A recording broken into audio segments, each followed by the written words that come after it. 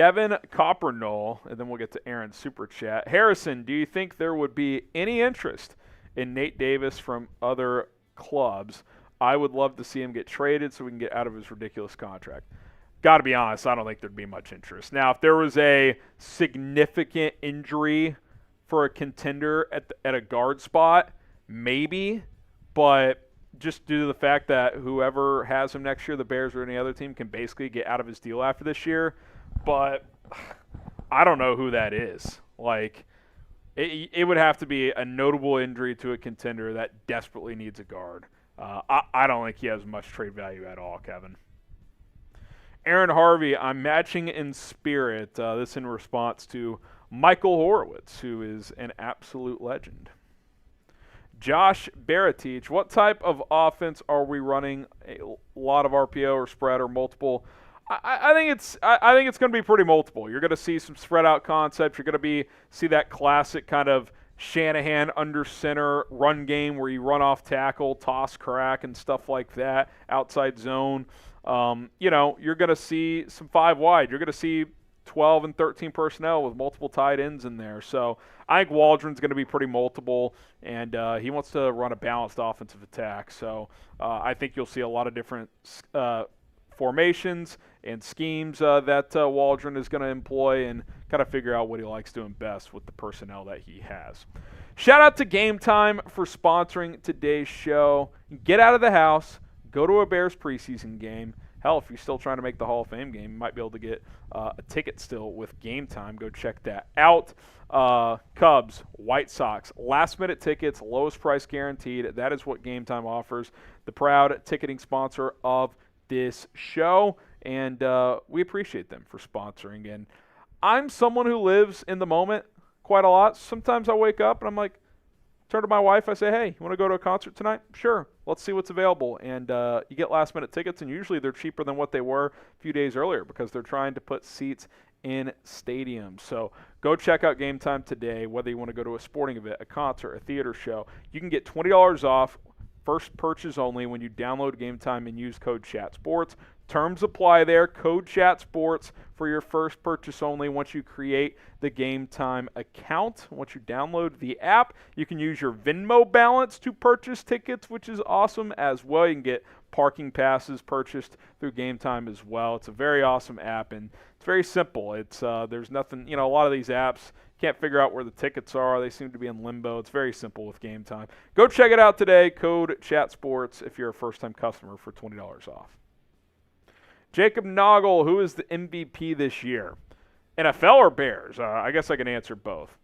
I'm going to go Mahomes NFL. I think Xavier Worthy and Marquise Brown, they've emphasized bringing the big play back. If they get their explosiveness back to their offense, I think Mahomes has a huge year. Bounce back year. Remember, in the regular season, that offense was pretty mediocre last year. For the Bears, I will say it's Montez Sweat on the defense and DJ Moore on the offense. If it's Caleb Williams, that would be awesome, but those will be my picks for the Bears. Christian, give me a realistic Rome Odunze stat prediction for year one. I don't know, like 52 catches, 700 yards, 6 touchdowns.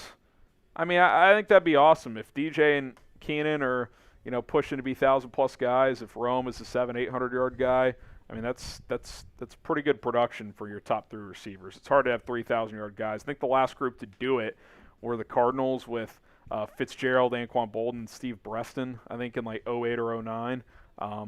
It's a little rich for me to think they're going to have 3,000-yard guys because you're also going to have Cole Kmet, Gerald Everett, and DeAndre Swift catching balls. So 700 yards from Odunze, I think that'd be pretty damn good. All right, guys, who's tuning in for our Bears-Texans Hall of Fame game watch party? Type me in the comments if you are. We will be live on Thursday night for that one, so type me if you're tuning in.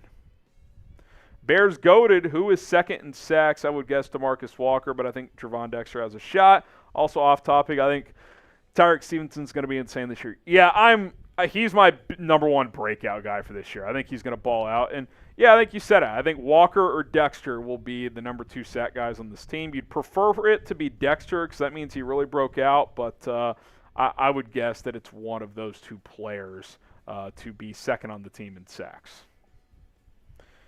Paleo, with Kiran Amegadjie being sidelined still and now with Davis out, do you regret passing on a guy like offensive guard Christian Haynes for Amegadjie at all? I like Kiran, but the health frustrates me. Yeah, I hear you. I think they like the upside of Amegadjie. He also has guard flexibility. I don't think when they picked him, they expected him to be a day one starter. So, it's a little frustrating. I'm sure the Bears are a little frustrated. He's not fully cleared and back yet, but I think it's way too early to declare it a regret. Let's let this play out a little bit. So, Lise, 1, 2, 1, 2, 3. What do you think Pryor's role is on this team? Possible starter? ? I don't think he'll start because if Nate Davis isn't back, I think they'll just go what they've been doing recently. Coleman Shelton at center, Ryan Bates at right guard. Now, if another guy went down, he'd probably be next in line, your seventh offensive lineman, either him or Larry Borum. Probably depends on position. But I do think he'll make the team. I don't think he'll start, though. DC Viper, could the Bears be a dark horse to make the playoffs and go deep in, I think you mean postseason? Yeah, I think they would fit the bill of being a dark horse deep playoff team. I think dark horse playoff team is probably too rich. I think they're on enough people's radars that making the playoffs is more than a real possibility. But they could be like a sneaky dark horse NFC Championship pick. I could see that as a possibility. Nicholas Hensler, do you think Cole Kmet will have as good a season this year considering all the extra added pieces? His volume may go down, but I think he'll be very effective. He's going to draw a lot of good looks. He's going to get a lot of favorable matchups due to the receivers on the outside. So I expect him to be really good. Maybe he's not a 700-800-yard player, but, I think the balls he does catch, he will get very favorable matchups. Josh again, he says, I think Sanborn is going to be a monster this year. Thoughts? It's hard to say monster when he's just going to be your third linebacker, but I expect him to be good. He's been good for 2 years now, and I think that'll continue. I don't think he's a guy that's going to improve crazy amounts at this point. I think he kind of is what he is, which is a very instinctful, average athlete linebacker. Good player. Probably can't ever be elite due to his athletic profile, but he's always going to be solid because his instincts are A+.